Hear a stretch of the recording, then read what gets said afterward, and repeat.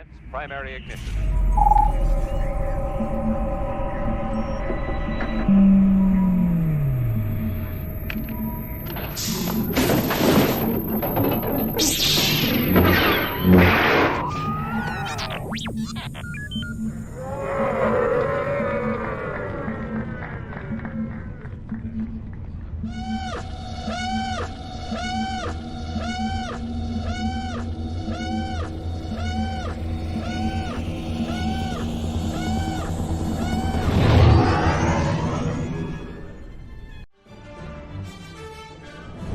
Hello, I'm Mary Oyaya. I play Jedi Master Luminara Ujuli in Star Wars Episode 2, Attack of the Clones, and you're watching the Virtual Cantina Network.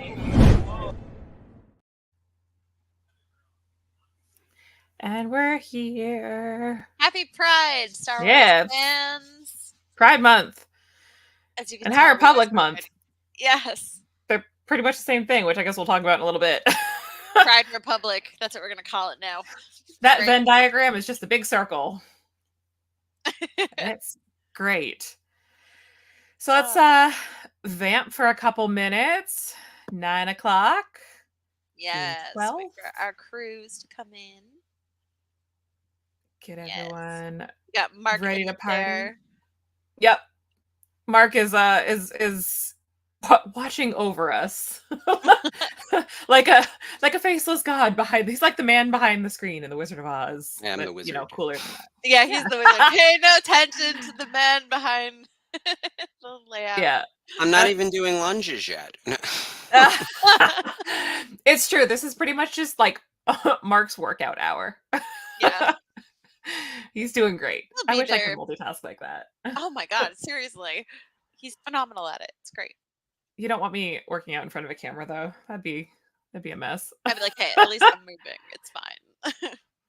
Yep. So yeah, so Pride, it's weird too cuz you know, as our months carry on and as the calendar moves forward, I keep thinking to myself, I'm like, oh man, we're gonna like hit a lull in like Star Wars news to like start our shows off with. And then every time I say we're gonna hit a lull, it's like, psych, here's a whole bunch of new Star Wars stuff to talk about. So Hey, happy Wednesday, John. Thank you happy so Wednesday. much for joining us.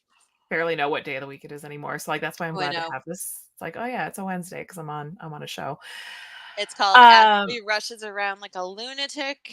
Prepare for conventions this weekend. It's gonna be great. Yeah, there's been like a lot of shows going this weekend or this week or this last couple weeks anyway. So yeah, I feel like convention season is in full swing now and people are going to shows and Yep. doing all sorts of fun stuff. And it's officially summer, so I guess that kind of tracks. But Yes. my favorite bit of news, I mean, it's been like a red letter week for Star Wars High Republic fans because just yesterday, what is going to be my new favorite book of all time, Temptation of the Force, dropped. It landed on my doorstep at 4 o'clock this afternoon. Finally. I have only had a chance to read the prologue and the first chapter. The prologue had me crying, and the first chapter had me holding my breath. So it's going to be an insane read. Excuse me. Cavan Scott said it's his favorite book in the entire series so far, which if you know how many books are in the series, that should say something.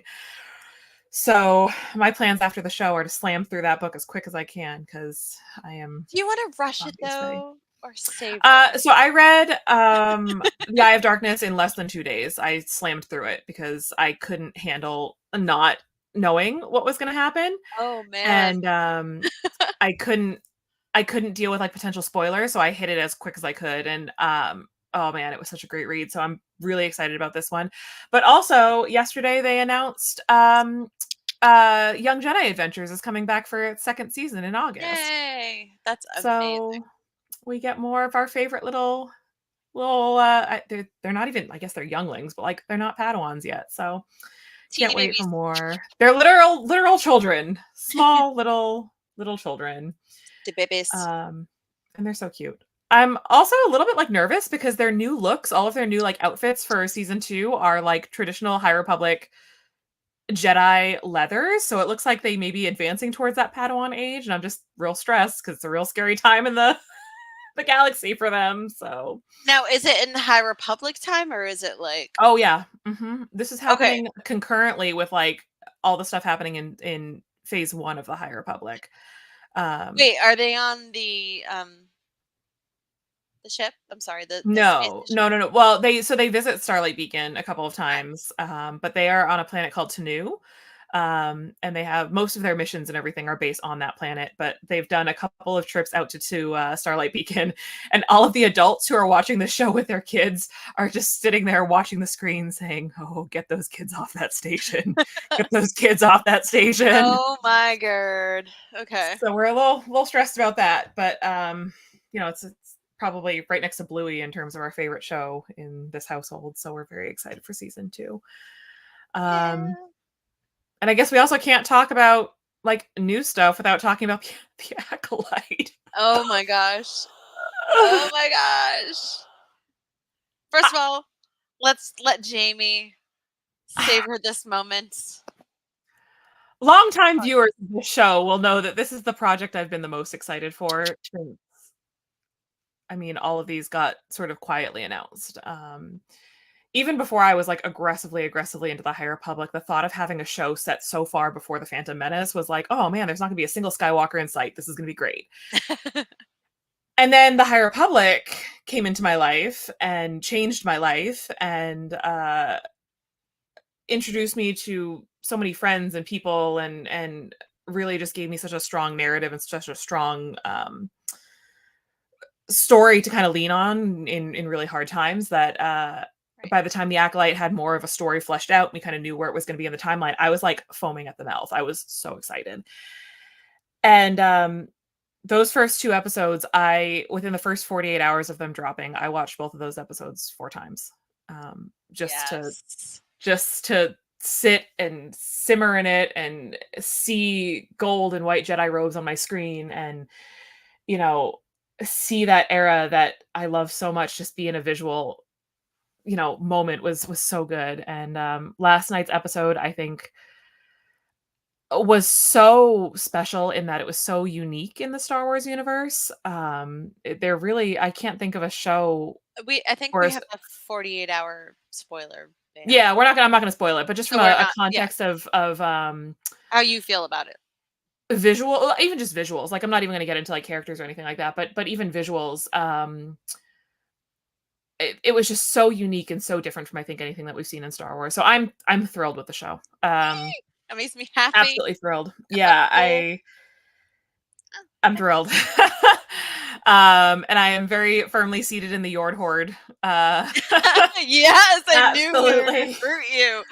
Absolutely firmly seated in that the Yord Horde. Now, it's not because he was steaming his robes and last week's episode. Oh no, it was absolutely because he was steaming his robes. Oh, John says he's enjoying it so far. He's looking forward to seeing it where it goes. Yes, absolutely. Yord, put your clothes on. Yeah, that is where it sold me because I feel like it put like Jackie and Ray into the same category of just telling these boys to just put some damn clothes on. Jackie Lawn has also sort of elbowed her way into the top little echelon of my favorite characters, and it's like, we haven't seen very much of her yet, and but like just the attitude and the sass, and I just absolutely. So I feel like Yord is kind of like the rookie detective or the rookie cop that's just trying to like impress like the seasoned detective, which is obviously Soul. And I have to say, Lee Jung-jae, oh my god, bringing a level of emotion to this series that I just absolutely love. And by the way, I really fucking hate that Carrie-Anne Moss dies in like the first 10 minutes of the episode. I get where it's going, but Jesus, it's going to be so interesting. And I think one of the big criticisms just from the first 2 episodes so far have been that a lot of people don't like that Soul for a Jedi Master is, a little on the emotional side, and he's definitely showing a lot of emotional attachment to his former Padawan, his whatever. But I think that's a very unique, not unique, I shouldn't say unique, but that's sort of a thread in a lot of the High Republic stories. So there's a part of me that wonders, is that going to end up being like a downfall, a bigger component in like the downfall of the High Republic era Jedi or what, but I mean, it's a huge part of the High Republic era Jedi is this attachment to their Padawans and their friends and their families in whatever form they come in. So But also, he I said love he it. was putting his character in the same vein as Qui-Gon. Like he really Yeah. took a lot of inspiration from Qui-Gon. And as we know, Qui-Gon Jinn was not your conventional Jedi. Right. He And was Leslie kind Headland of had said that. Yeah. Go ahead. Sorry. No, I was he saying had kind Leslie of Headland's. walked that path. Sorry. Yeah, Continue. no, we keep doing it. It's like, yeah, there's so much to unpack here. But like Leslie Headland also said that she was a huge fan of the prequels. Oh, perfect. Yeah. So it wouldn't surprise me if there was a little bit of influence from Qui-Gon in that character. But I will also say that, you know, one of the things that I'm really passionate about with this show is to, and this is not a read on anybody, like this is not me dragging anybody, but one of the things I'm really passionate about with the Acolyte is that because it is in, you know, it's the first show in this timeline, like Young Jedi Adventures notwithstanding, it's the first show in this timeline that I don't think it's fair, and I don't want to draw the comparisons to other characters within the Skywalker saga, only because I think that for a long time, a lot of people have measured Star Wars stories based on Anakin or Vader or, you know, Luke or Ahsoka, and There are other I don't think people in it's the galaxy. yeah, I don't think it's fair with these new brilliant characters to say, well, they're just like Ahsoka, or they're just like this character, they're just like that character, because Yeah, sorry. it kind of puts them in a box to say that like they're not going to be anything more than this character, or we've already seen this character before, when they are in fact such different Yeah, characters, I absolutely. guess. So I'm thrilled. I can't believe it's only 8 episodes, and I can't believe that we're 3 episodes in already. So I'm like starting to get shaky. I Like, know. Oh my god! And then it's I'm gonna be like over a year before we get even like a hint of anything. They'll probably announce like season 2 in 2025 at Celebration Japan. So I don't know, and wait, it's so and good. the scariest thing. So for those of us, and I know we're spending a lot of time talking about the High Republic, which obviously I could do all day, every day, and we're And going we'll to talk talk about it more more with about our, it as we delve into tonight's episode. So of don't course. worry. But one of the things that we're all starting to get nervous about in the High Republic community is that there we're starting to come to the end of phase 3 already. Like we're about, I think Wow. they said we're about a third to a halfway through to the end of phase 3, and that should, they said, they're like, we wrote 3 phases, and that's where the story goes. So a lot of us start to get sweaty, like, oh god, this is this is ending. And you know, for me, I find myself every read of every new book finding myself more and more and more and more in love and more changed by these characters. Like they have stuck with me in a way that fictional characters have never really done before. And I'm not ready to see that go. I'm not ready to see that end or see that let go. For those of us in the chat, just as a friendly reminder, we're in a 48-hour spoiler free zone. So please message me, DM me on Instagram.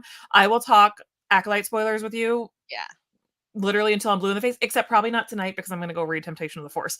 That's But fair. just But as still get back to a yeah, just as a friendly reminder, we're in a 48-hour spoiler free zone. What are we calling that? I don't even know. Yeah. We're Um, spoiler freeze. So make yeah. sure you guys, if you're watching the Acolyte, we love you and we appreciate it. But Yep. No worries. Yep. Spoiler free. And then, yeah. So lots of good things happening there. I am obsessed with the fact that all of this High Republic stuff is happening in the month of June for so many reasons. Selfishly, it's my birth month. So I feel like this happy is Lucasfilm birthday being like, to here you you, go, Jamie. sis.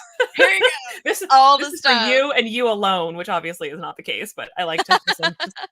Just let me have that moment. You've been through a shit ton of stuff, you know, in the last couple of years. Here's it all for you.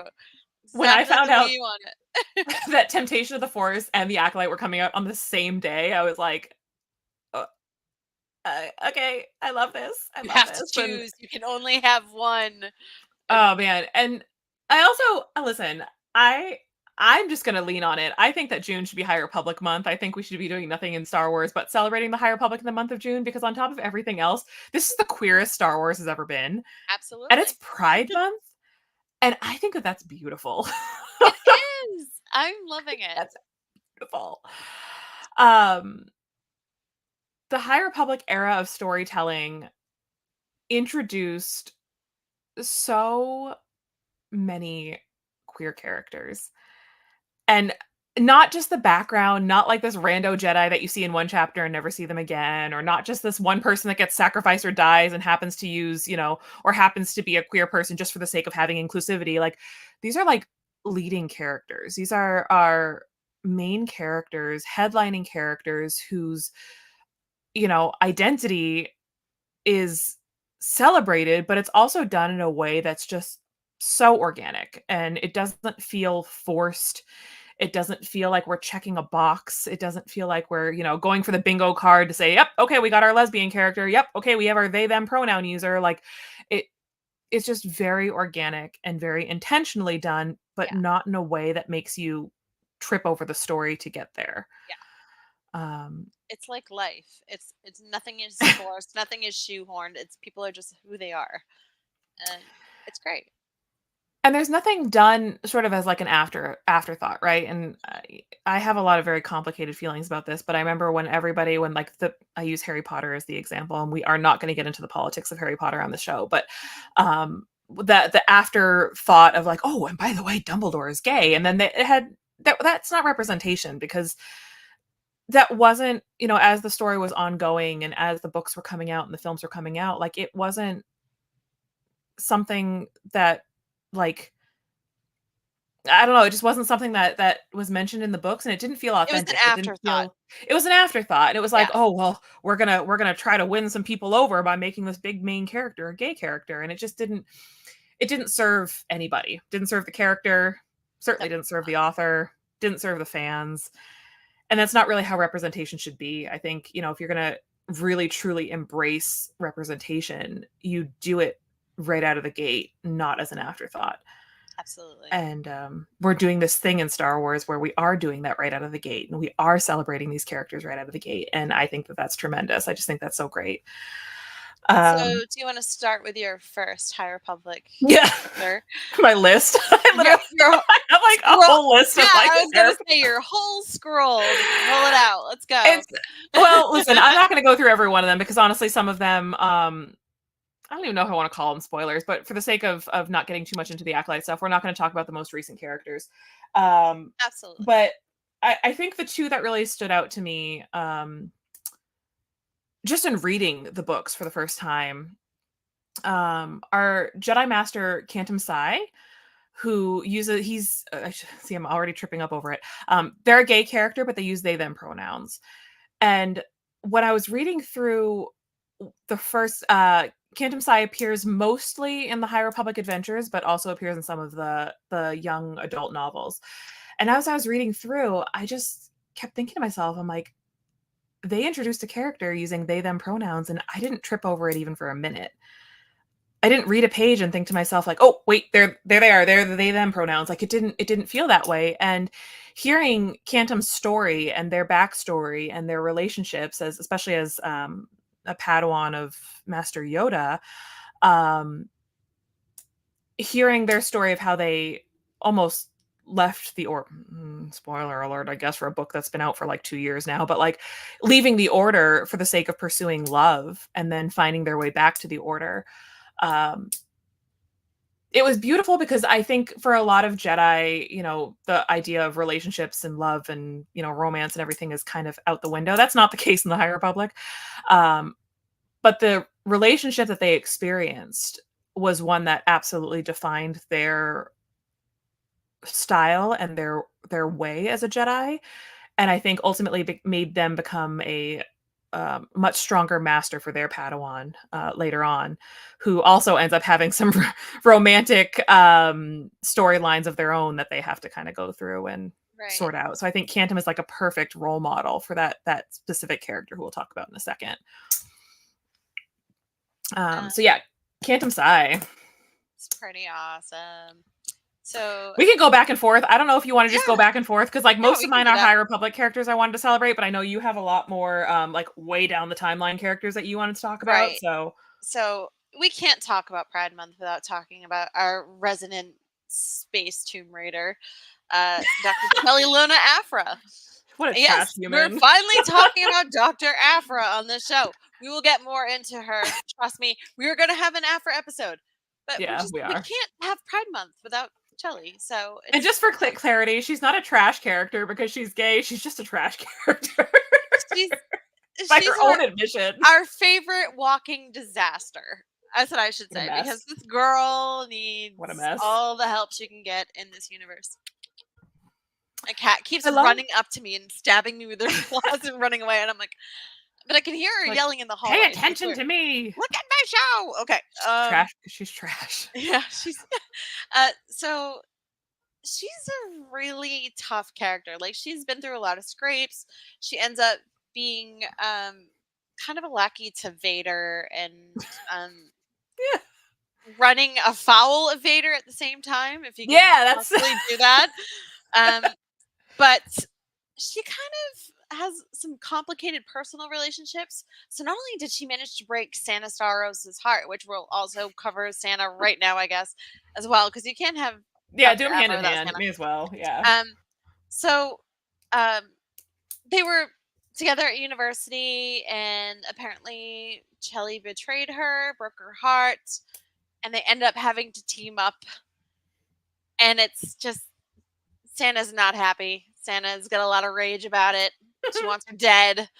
She's got to blast her to her. It's just insane. But they were able to like work things out, and Dr. Aphra apologized, and now they have some kind of a business partnership that they're getting through. As complicated as it is, they're working it out, and she manages once she mends things with Santa. She meets Imperial Inspector Magna Tolvin, which we will get into in a second as well.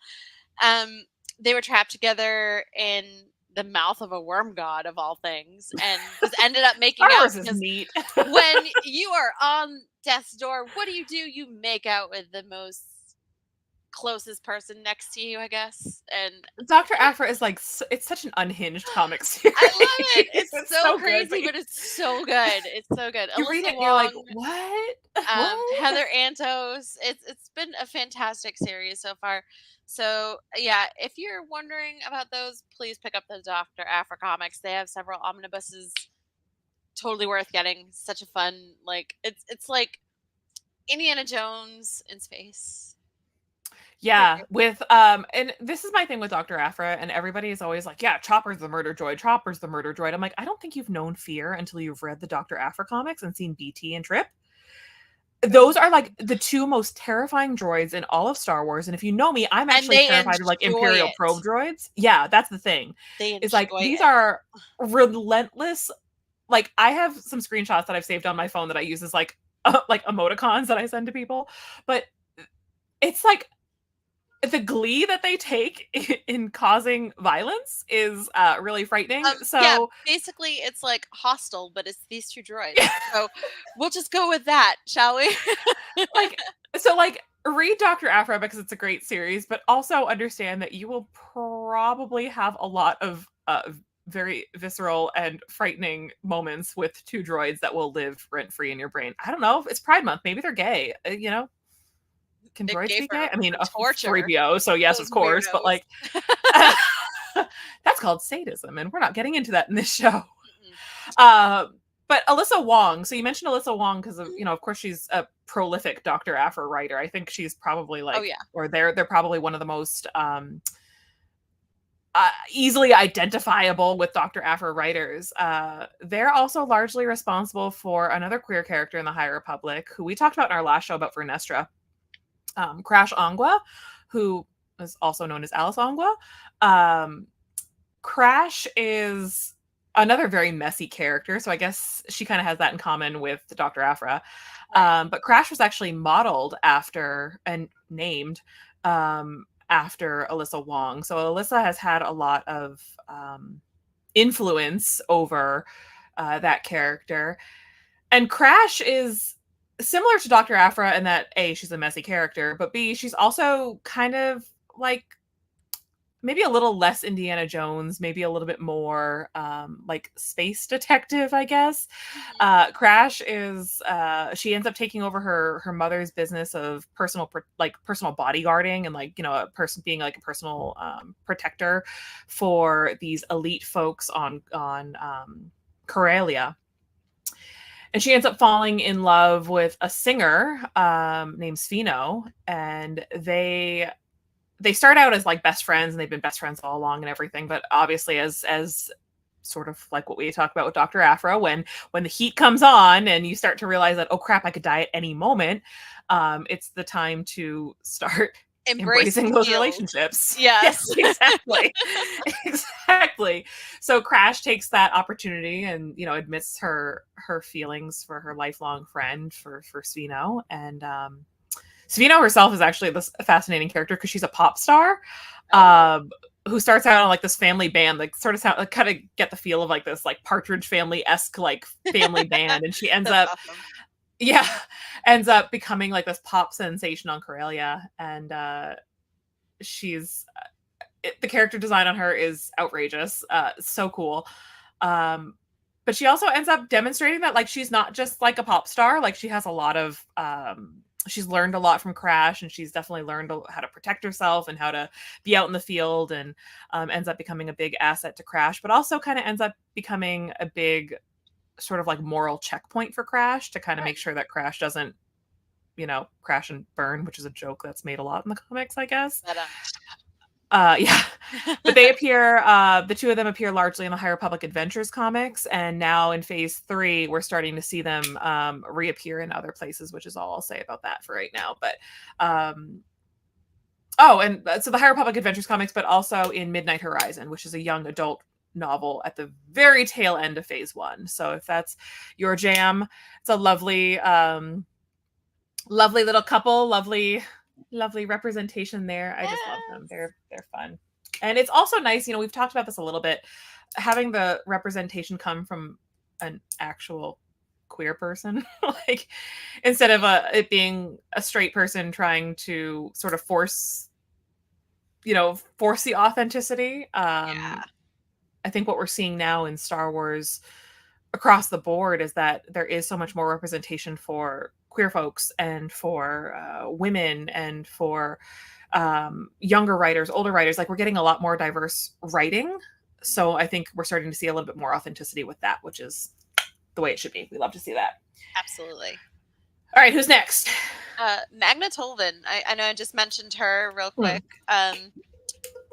She her relationship with Dr. Aphra is a little complicated.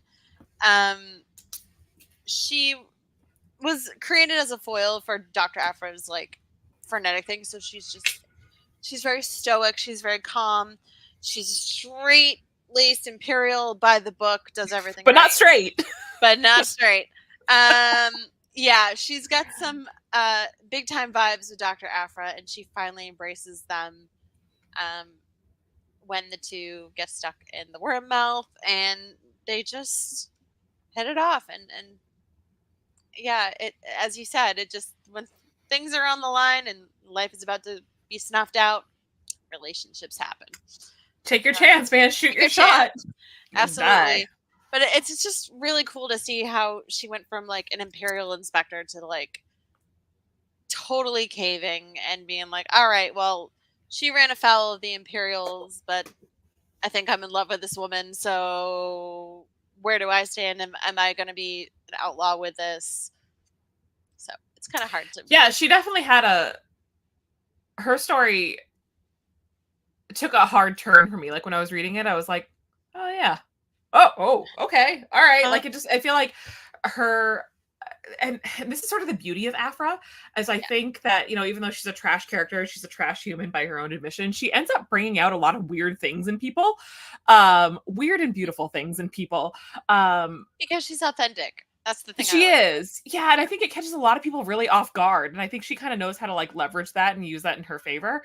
And she's also a very, very much a character that's like, it's nothing personal. It's just business. And the issue I always think about is the issue where she captures Hera. And she Yeah. like fully admits, she's like, yeah, she's like, I totally admire you. She's like, I think you're great at what you do. I'm still going to capture you, but I'm still going to try to sell you to the Imperials, but you're doing great.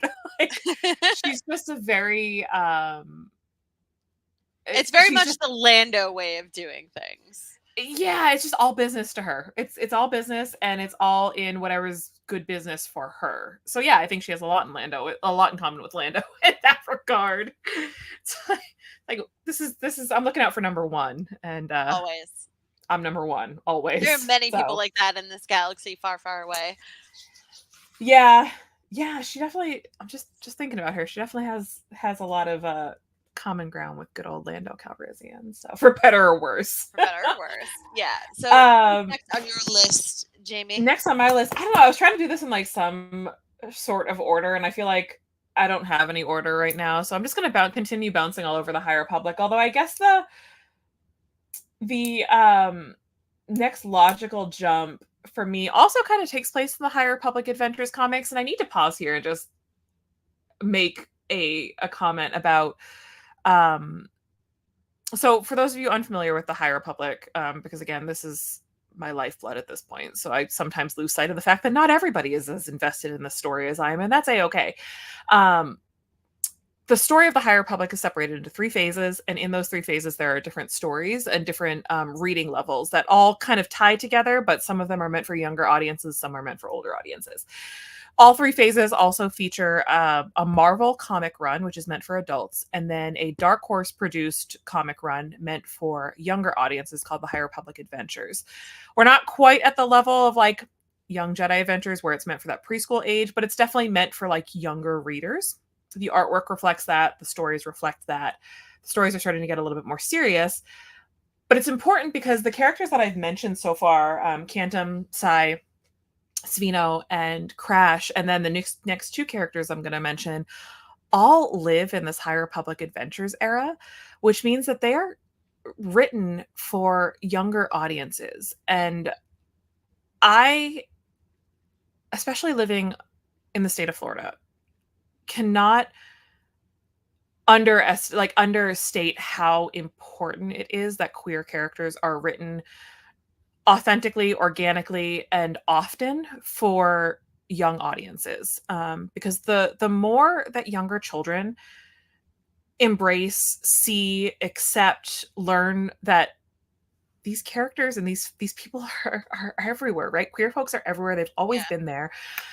It makes it suddenly not so taboo, and it makes it not such a weird outlying thing that there's a queer character, there's a gay character or whatnot. So, you know, the High Republic is it's life, and that's exactly it, right? It's life, and that's just how this world is, right? That's how the world spins. People Is there's different. always yes.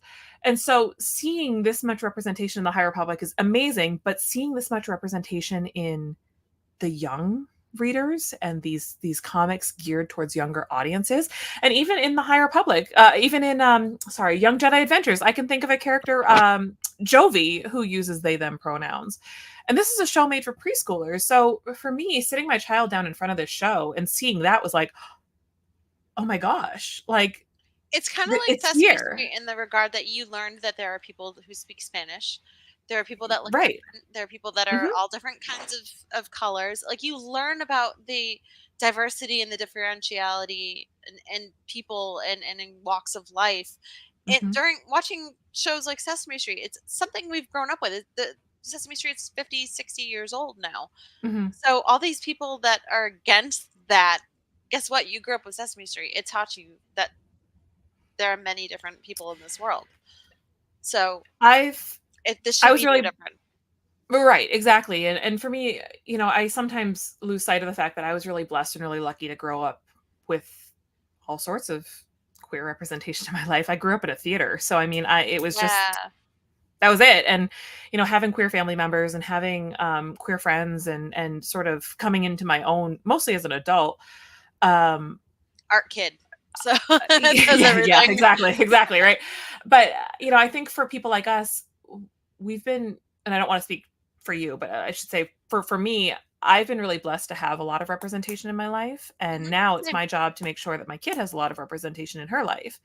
so that whatever, whoever she turns out to be, she's always going to have a safe spot to land with me, and she's always going to Absolutely. have my love and my support, and that's never going to change no matter who Even she if loves. she becomes like an underground droid queen pin and takes That's them a strong possibility. It is a strong Galaxy's possibility Edge.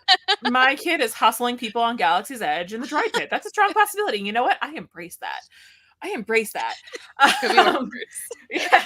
Now, if she comes home with a Star Trek fan. No, I'm just kidding. We're not. Just kidding. It's over. It's over. No. No Hawk in the No. Trek. No. Broke No. the rule. Definitely not. No, definitely not. But coming back to our list of characters, I just think it can't be said enough how grateful I am as a parent, but also just as a decent human being, that these characters are given their moments at all levels, not Yes. just for the adults. We're not just hiding the queer people in the adult books. Like they're everywhere. So the next two characters, having said that I want to bring up, Zeen Marala and Lula Talasola. Lula actually ends up being the Padawan of Cantum Psi. So I just sang the praises. Yeah, exactly. So I just sang the praises of Cantum Psi and how special they were as a character, but also as a master. And as a parent reading Cantum Psi's story and reading how they engage with, especially the younglings, they end up specializing in being aboard the Starhopper to basically teach younglings, and Cantum is responsible for a ton of these younglings and ends up taking on Lula Talasola as their Padawan. And Lula herself ends up in a kind of a similar story to Crash. She's younger, but she ends up befriending a Force user named Zeen Marala, who is not a Jedi. But she has some Force sensitivities that would have, if she had been sort of spotted earlier, probably would have made her a Jedi.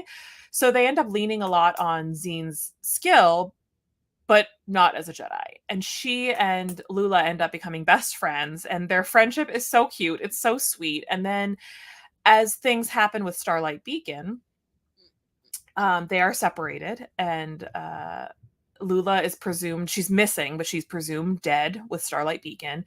And Zeen just falls apart. She does the whole, why didn't I ever say something? Why did I not admit my feelings? Why did I not? See, when disaster strikes, you gotta say things. You gotta shoot your shot. Yes. But what that turns into is this absolutely relentless search for Lula. Because she's not convinced that Lula is dead. It's the old Star Wars joke, right? I didn't see a body, so they're not dead. Zeen refuses to give up, and just sort of makes her life mission into finding Lula. And it's a beautiful thing. It's a beautiful story. And again, it's a beautiful story that's written at a level that, like middle school kids can kind of embrace it. It's respectful, and that's what's cool about it. It's so good. And I just, you fall in love with them, and their story is I won't get into it too much, but their story is really special. And man, the High Republic adventure is just really hit it out of the park on this one. Thank you, DJ Older. And it's really special. So of course, we can't not mention the two of them. Also, just from a character design standpoint, like, again, this has nothing to do with the fact that we're talking about queer characters, but like Zeen Marala's character design, chef's kiss. She's beautiful. Google that. I love them both. Lula too. Maybe don't Google Lula. You'll get into some spoilers, but Zeen you can Google. Yeah, talking. All right, back to you. So we're gonna do our resident pan buddy with the highest fashion sense, Mr. Lando Calrissian, because whether you like it or not, the boy loves droids. I do like it. It's John is saying they also re-released the Lando Calrissian stories from Legends, so make sure you guys check those out. Lando is definitely Lando in his capes. Yes. But man, his the first sign. Right down to the carved cane that looks like it's straight out of Cloud City. This man ain't straight. He is just too good. And honestly, being a smuggler, being a scoundrel, being a card shark at Sabacc, you gotta learn how to charm your way out of things. with all walks of life in Star Wars. So Lando loves everybody. And honestly, I think it was so cool to have that happen in Solo, and you finally like see him, you know, get a look inside his closet, get to know the Falcon as he had it, nice and clean with a good satellite dish that hasn't been broken off a billion times. Get a look inside his closet is a perfect double entendre for both literally looking inside the man's closet, but also be like, this man ain't straight. I mean, He ain't L3, straight. and he's like, Yeah. but the look on Lando's face, Lando's like, oh, honey, it was just like a one-time thing, like kind of deal. But if you've read Billy D. Williams' book, Yeah. yeah, you know the man has had some adventures, and it's fair to say Yeah. that Lando has too. So It's so I read his memoir is called And What Do We Have Here? And it when I checked it out from the library, I didn't really know what to expect. I was on a big memoir kick, but like my library had just gotten it. And I thought to myself, I'm like, I'm gonna read this. I was not prepared for what I read in Billy D. Williams' memoir. like my favorite was you posting in your Instagram stories, "This is wild" in big letters. Yeah, it was a great read, and it goes really fast. And it's one of those stories where it's not even a story, it's a memoir, it's like a real thing. You don't quite Lived realize how it. incredibly well connected Billy D. Williams was in Hollywood. And he saw some adventures that would make Lando Calrissian blush. Absolutely, John. Absolutely. Yeah, it was wild. It's a great read. I can't recommend it enough. But just know what you're walking into when you read Billy D. Williams' memoir. Stuff happens. I don't know what oh my god, I need to listen to it because I know he narrates it. It's like on my list. I have a squirrel brain and it's really hard It's for me on to my focus on audiobook Audible sometimes. wish list. I gotta save up enough credits to get it because I don't for even some reason I had to get I don't Tom even know what I would Felton's do. book, and Tom Felton reading his book is just hilarious, and just the snark that this man puts into it. So Yeah. I'm excited to get this. I also don't know what was said that merits a t-shirt, but Yeah. I hope it was something good. That's all I'll say because I forgot what I said 4 minutes ago. So that's very on brand with us. We'll go Who back. we're talking about Lando. That's right. Oh Yeah. man. Yeah, I know. I'm gonna watch this episode tomorrow and be I like, mean, what did he the man say? ends up in all kinds of planets. They run into him, and and the sequel trilogy of all things, just chilling in a party planet during like a festival. Like, where else would Lando be? And That's exactly it. Where else would he be? Where else? That's I'm not a sequel fan girly, but I saw that and I'm like, all right, that's the most in character anybody has been so Yeah. far. But it also was End the movie, that's heartbreaking it. because we learned that he had a daughter that was taken away from him as a child to be part of the stormtrooper recruitment thing. Like, they were taking children away from their planets, and That never happens in Star Wars. Yeah. Sorry, go ahead. ever It never happens in Star Wars. Yeah, Jedi's, stormtroopers, Unthinkable. they're all taken from, like, they're just out here snatching kids here in Star Wars. Unthinkable. But he reunites with his daughter, and I'm kind of sad that I didn't get to see it on the screen, and it was kind of like an afterthought sort of thing, along with most of the script and The Rise of Skywalker. Not gonna lie there, but I wanted to see more of that because we don't get to see Lando be vulnerable too much. Yeah. No, Except I when, agree. like, Chewie's choking him out, but yeah. Yeah. There are lots of little, and this is not the point of this show, and we'll get into this in another show, I'm sure, but like there were lots of moments in the sequel trilogy that I thought to myself, I'm like, if they made this like a book, I would read this book, but this doesn't fit here. Yeah. The good news is they've kind of done that. So like where Maz Kanata I thought was a completely wasted character in the sequel trilogy, Sis comes back in the High Republic in like the most epic way, and I'm just like, oh my god, okay, all right, fine. Yeah. So there were just a lot of things, like a lot of moments like what you just described, where I'm just like, yeah, this story could be really interesting if it wasn't a shoehorned afterthought that I don't know. Anyway, I digress. It's all good. Lando. Yeah, so we've talked a lot about I'm just gonna say it. There are a lot of lesbians in Star Wars, and that's great. I love that. We just talked about a pansexual character. Great. I love that. I want to talk about an asexual character because there are actually 2 of them that are featured heavily in the High Republic. And if you watched our last episode about Vernestra Rowe, you know that Vernestra is one of them. To the point where it's downright cute in some of the books because, like, Wreath, who is another Jedi, roughly her age, though did not advance as quickly as Vernestra did, kind of has this cute little crush on her, and Vernestra's like, I don't know what you're talking about. Like, I am asexual and I am aromantic, so this does not work for me. Like, but she's very forthright about it, and she's very like, I can kind of tell. Like, her Padawan even points out like Wreath is flirting with her, and she's like, yeah, that's not going to work out for me for a lot of reasons. But the other character who is asexual, and who has such a, like, it's just such a great monologue about it, is Leox Gassi, who is the for a while he was the captain of the vessel crew, and the vessel crew is arguably the most famous character in the vessel crew is Geode, who is their navigator. The Rock. He's Rock a Vincian. navigates it. Like, yeah, he's a Vincian. Love it. Jamie's favorite. Geode deserves his own episode, though he would not necessarily fit in our demographic for our show, but Geode is a whole thing. Anyway, Leox is talking to Affy, who is on the crew. Affy's a much younger woman in Into the Dark. And the topic of romance kind of comes up, and she kind of even point blank asks, like, you know, if Leox has had any of these like romantic, you know, because he's kind of like this weird, like Matthew McConaughey-esque space pirate, but not really a pirate. He just sort of runs his own way, right? Yeah. And he has this lovely, concise, and well done monologue about how he's just like not into romance, not his thing.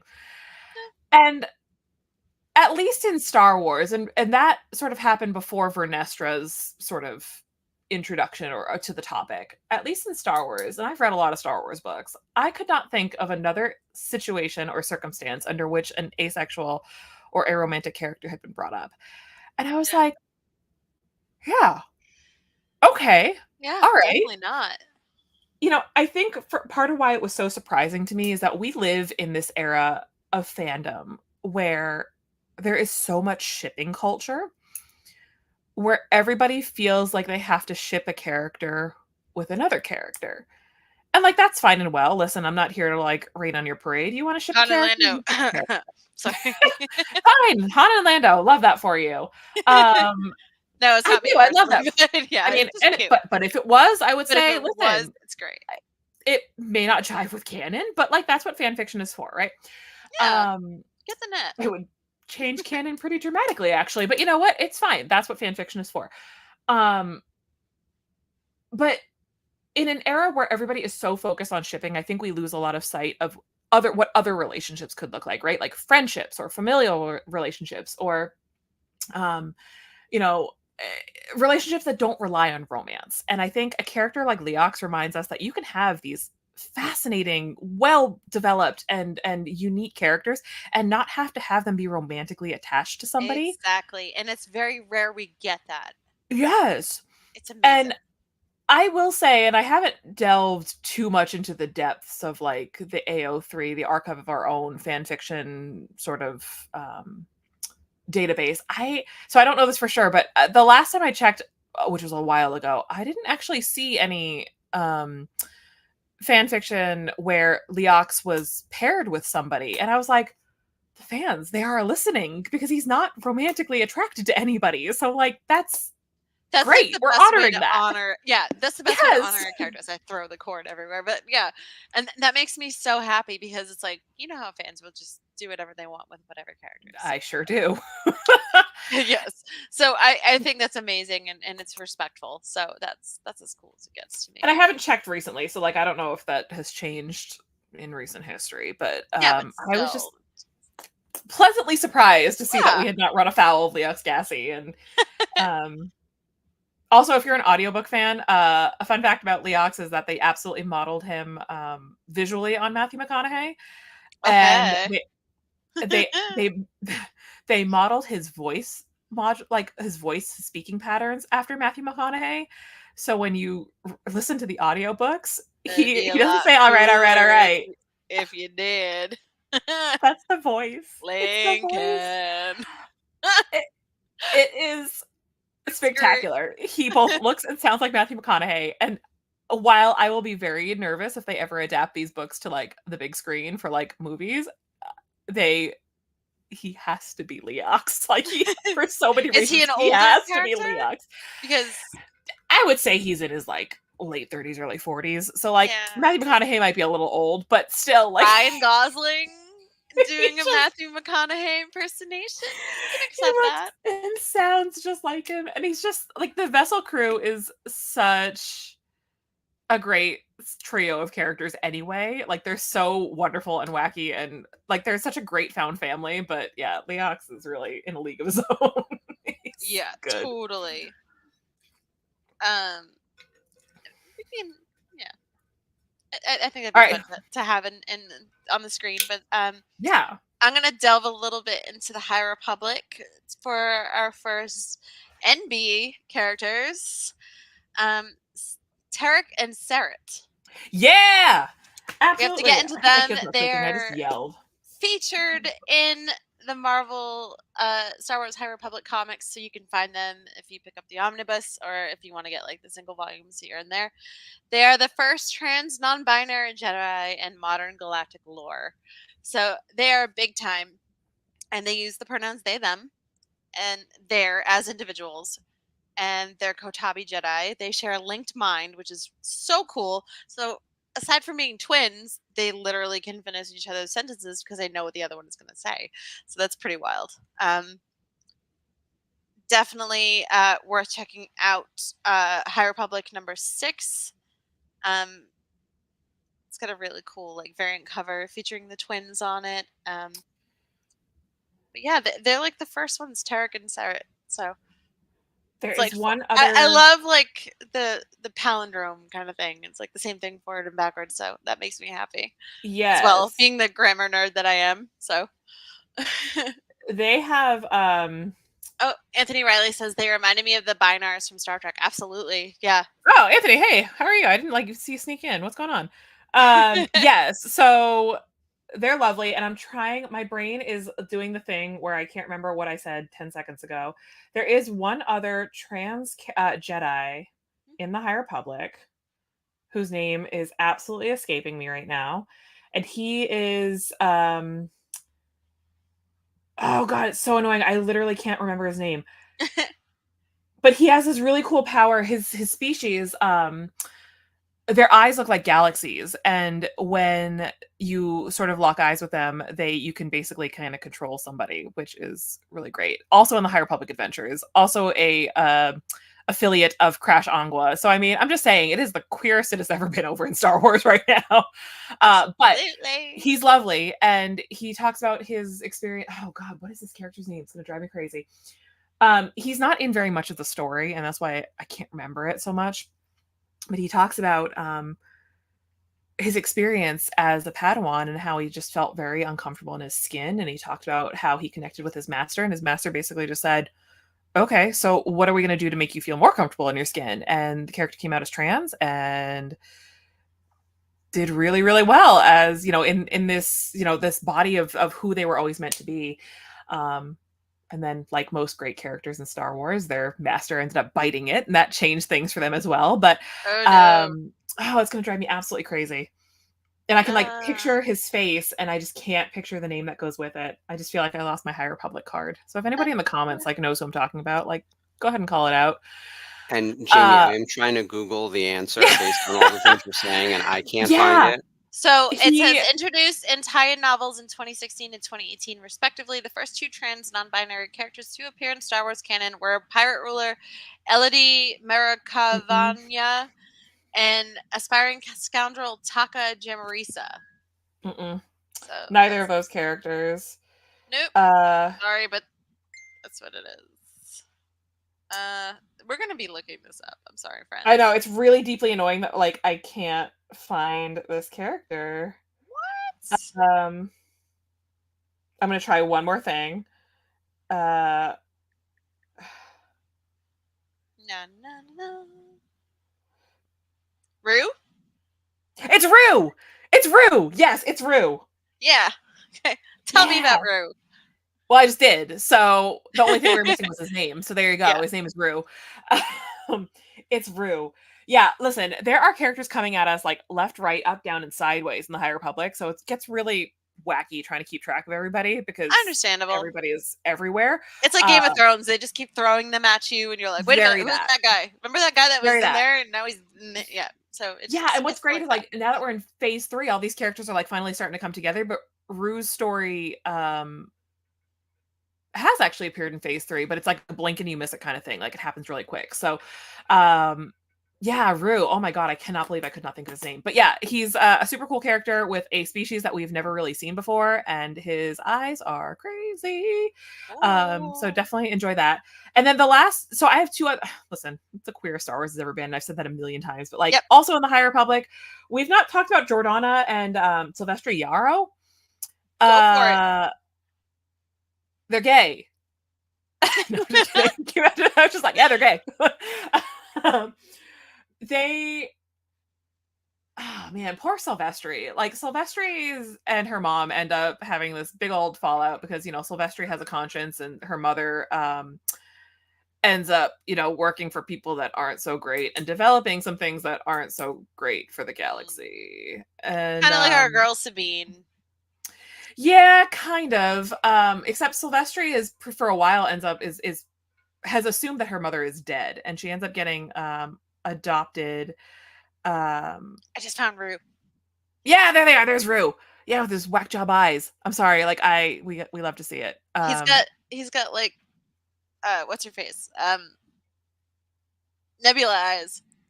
Yeah, it really, and like it's illustrated in so many different ways, and there are a couple panels in the comics that are actually a little bit unnerving because there are a couple panels where his eyes are just straight up black, which is a little like sets you back a little bit when you're like, oh, there they are. Can you just but then put others, some highlight in there to show that it's definitely empty sockets. We're kind of traumatized by the Corinthian here. We kind of need to see that. It's a lot. Yeah. Anyway. Oh my god, my brain is just sort of everywhere. Jordana and Silvestri Yarrow.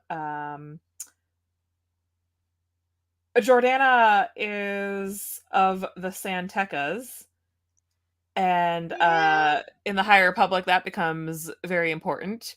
And kind of she's definitely the more like experience. Like I don't want to say that Silvestri is naive because that's definitely not the case, but like she's very blunt, very to the point, very gets what she wants, gets the job done, very whatever. But she also has this big old soft spot for Silvestri, and she doesn't want Silvestri to come to harm, but Silvestri is kind of stubborn.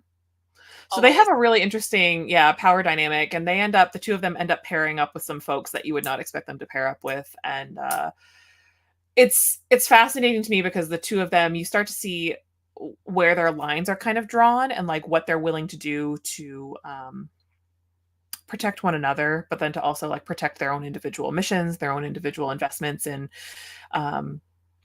what's going on in the galaxy. And Jordana has a great big cat that I love. So we love a big old angry space cat that may or may not shoot sparks. Ooh. I'm a fan of the comic series by Brian K. Vaughan and Fiona Staples called Saga, and they have a cat that can tell when you're lying. And the name is Lying Cat. And I love that even more. And that's the only thing they can say, but they definitely know when you're lying. So I have it on a t-shirt that I got at New York Comic Con years ago, and it was probably my favorite thing ever. What if all cats just knew that you were lying? Like, we don't know that they don't know. I feel like they do, because maybe they do. Cats are just awesome, and they don't like certain people. So yeah, saying, what if all cats actually do that? I don't know. Picky. Okay, that's exhausted most of my list. I'm sure I've forgotten people. We did not talk about. We are doing the best we can. Super duper relevant characters because some of it is spoilery, but I feel like I also spoiled a Absolutely. bunch of shit. So Well, I don't know. we will get there. You know, we are Daughters of the Galaxy. We'll dive back in and start talking about more things. I'm gonna end on a pretty awesome. Let's see. So we have Squadrons. It's the game Oh, that love Squadrons. it is. Yeah, I didn't even If think you of are Squadrons. not down with like Battlefront, if it's too much for you, if Jedi Fallen Order is just a lot of gameplay to slog through, even though it's amazing, watch those cutscenes. I'm telling you, it's amazing. It'll change your life. We have 2 characters in Squadrons that are gay. I didn't even And it's think of pretty Squadrons. good. Yeah. Yeah. So we have Varco Gray, who is Mhm. a very talented TIE pilot, and he is married to Emery, who works on Kuat and is fiercely proud of his husband's achievements.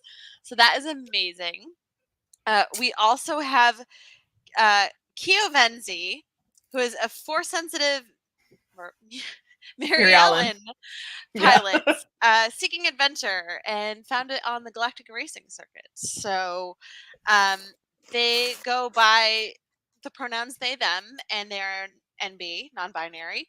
Mhm. They left racing to join the New Republic's Vanguard Squadron. So you'll see them in the game under the Vanguard Squadron, and they pilot an A-wing. So they flew alongside like-minded sentients fighting for equality, diversity, and freedom against imperial injustice. So out here Actually, making changes in the galaxy. So if you want to see Keo and Varco, make sure you check out Squadrons. It's a fun game.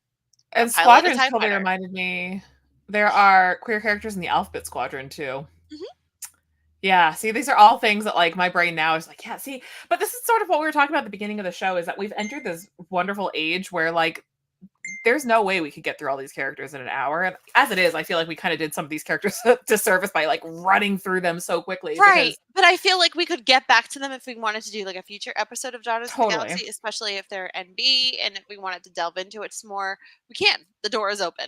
But it's just a little taste of what they're capable of. So Yeah, and you know, I also think it's important to mention that right now, unfortunately, we are seeing such a rise in hostility and negativity and pushback and you know puppeting and all just sorts of gross behavior right now in the Star Wars fandom. And yeah.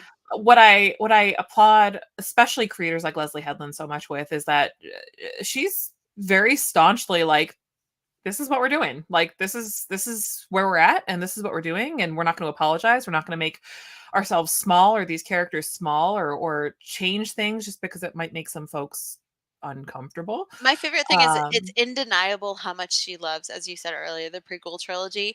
And she's mhm. admitted it that she draws a lot from the prequel trilogy, and that must be kind of triggering to The crowd, the crowd. We're gonna call them the crowd, but the crowd.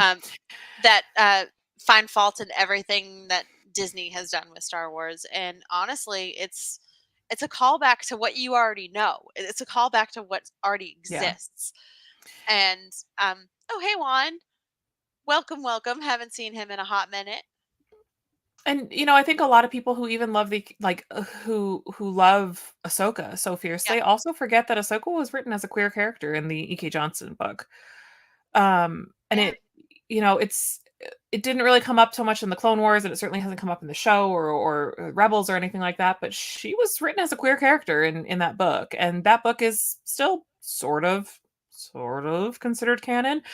So, you know, I think there's a lot of diversity happening in Star Wars right now, and I think there's a lot of representation in Star Wars right now. And I think what is going to be most important, especially as we stand facing down this wall of The crowd. facing down the crowd. We're going to call them the crowd for the sake of being diplomatic. I think we should for the rest of this show. Yeah, is that you know we can't fold to that. You know, we can't bow down to that. We can't Absolutely. you know let them win. It's Star Wars. The mantra of Star Wars is for everyone has been around for a long time, and I think only now are we really seeing that Star Wars is for everyone, and that everybody has a place in the galaxy, and that everybody deserves to see themselves in these characters. So Oh, thanks, Juan. representing It our was people out here. yeah, had to I embrace the fake almost chaos. I almost wore my gray version of that shirt today too, so we would have been twinning and Yeah, stuff away. this was Tiff's Pride shirt last year, I think. I don't know. Yeah. I didn't get a lot of Pride merch this year, but I also have no money to spend, so I have a Stuff is lot. happening. We're Yeah. we're making stuff. But So yeah. that was our little brief run through of some queer characters in the galaxy. Hopefully this maybe inspired you to pick up a new Yeah. book or a new comic or watch a new show or play a new game. If we didn't hit your favorite character, sorry about it. We're gonna come back to them. Yeah. Give us a shout in the comments and we'll go back to them because honestly we have a whole show and We like do. weeks and weeks and weeks to do this. So And let really, us know. outside of Vernestra on that list, we haven't done a show dedicated to like any of these particular characters yet. So like, who knows? We've got room. We'll get to it. Yeah. So a couple housekeeping things. The Acolyte is upon us. Yay. I love it so much. Friendly reminder, if you're on the group or on the boards or in the chat or any of those things, we are still on a 48-hour spoiler ban. So the episode came out last night. So you have about 24 hours left to go before you can talk about it. You can always message me. I would love to talk to you about the Acolyte. I have lots of theories. I have kept myself awake at night thinking about the Acolyte. So I've got lots of things going on in my brain. It is Jamie's life right now. It truly is. I saw things in that episode that, boy, in the words of Michael Scott, my brain was going a mile a minute. We have a watch along happening tomorrow. I will not be watching along, although I probably will watch it again before tomorrow. I will be most likely packing for Fan Expo Boston, as you know, is happening this weekend in Boston, Massachusetts. Very that. I will have a table in Artist Alley, table AA311. There's so many amazing Star Wars guests. We got Amanis Fondi visiting Boston for the first time. Diana Lee Inosanto, who played Morgan Elsbeth, she'll be there. We have the entire Clone Wars crew. We have Dee Bradley Baker, Ashley Eckstein, Matt Lanter, and James Arnold Taylor will be there. We have Rosario Dawson from Ahsoka. She'll be there. Cameron Monaghan, Cal Kestis himself, he'll be there. So sounds expensive. I know. Oh my lord. Sounds like an expensive weekend. Director of The Mandalorian and the Book of Boba Fett, Bryce Dallas Howard, at her first convention experience ever. She will be there as well. So make sure you go say hi to Bryce. Anthony said that last episode has spawned so many wild theories. I really want to know the answers. Message me, darling. Yes. Message me. Discuss. I have a lot to say about that. I will not be at the family vacation. I live in Orlando, Florida. So for me, the family vacation was unfortunately out of my budget. But I will be there in spirit. I'll be cheering you on. And if you ever find yourself at Batu East, I'm there twice a week. So honestly, I wanted to go, but between my job and Comic-Cons, I have at least 2 Comic-Cons that I have in August. I can't really be away too much. So, but it's coming up. It's like next month. Yeah, seriously, we're living vicariously through all of you that are going. Make sure you check out the autographing group. They dropped their prices for the Boonta Eve parties, and I'm excited for you guys. You're gonna meet so many awesome people that have worked on Star Wars, that have been in Star Wars. It's gonna be such a good time. So for everyone who's going on the family vacation, or for those who are just morbidly curious, I did a show on Monday night with Dave. We did a special episode of Celebrating Autographs where we went through all of the autograph signers who were at the first event, the one that's going to be at Scum and Villainy in Los Angeles. And then next Monday, we'll be back, this time with Frank, to talk about the second event. That'll be that Tuesday, July 30th at Biggs in close to Anaheim, which was where the which is where Celebration 2022 we had the Boonta Eve. So I'm losing track of like where things are. My brain's going a mile a minute over here. It was so fun to go to Biggs in 2022 and party there. So make sure you check it out. They hold up the place and it's amazing. So I love that we've made an office joke twice in this episode. Yeah, that's us, dude. We're crazy. I love that. Yeah, that's what happens when you've got Mark running the show behind the scenes. He Pay no attention just to the man appears. behind the amazing facade we have here. He appears, and we love that for us. We do. Right. So lots of programming going on. Family vacation is next month. I don't even know. I don't know. Yeah, watch along on Thursday. We have the Acolyte after show on Friday night at midnight or 3 a.m. Eastern time.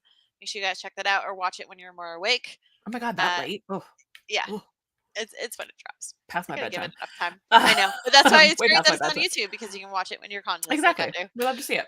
Yeah. We've got shirts. We're still got still merch. selling shirts. We love some merch. Yes, we gotta show off that shirt.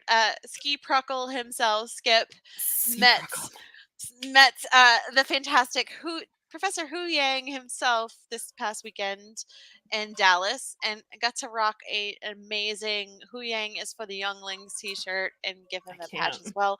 And the picture is just glorious. I have to find it here. Where is it? I'm sorry. I'm learning StreamYard. There we go. Thank you, Mark. You're amazing. Look how cool they look. It's amazing. There one is a watch along for the Acolyte. It is. Yes, it's on YouTube. Tomorrow? Yes. Tomorrow. It's tomorrow. It's Thursday night. It starts at 9:30, and they'll begin watching at 10. So you can join them and watch along and be in the chat and nerd out about the episode all over again. Yeah. Or just message me, but not tonight because I'm going to read Temptation of the Force. Jamie's busy. I'm going to hammer through that book as quick as I can. And yeah.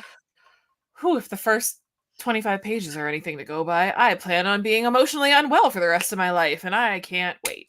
So make sure you're checking on Jamie tomorrow afternoon about this time. I've got the support. I've got a support doing group okay. going. Like, yeah, I've got a support group. Check the pulse. See if the Acolyte. The first episode of the Acolyte aired.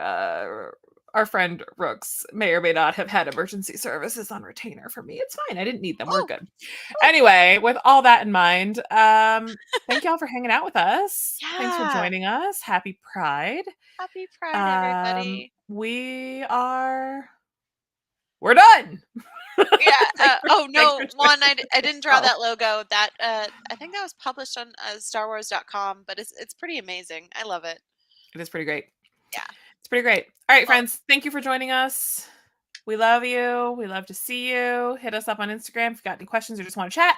And yes, and if you are following me on Instagram and you got a friend follow request from me, it wasn't me. I assure you. Don't follow anybody but this one on Instagram. That's the real me. It's always been me since 2014. All right, guys. We will see you in 2 weeks. Happy Pride. Happy Pride. See you in 2 weeks. Bye. May the Force be with you. May the Force be with you.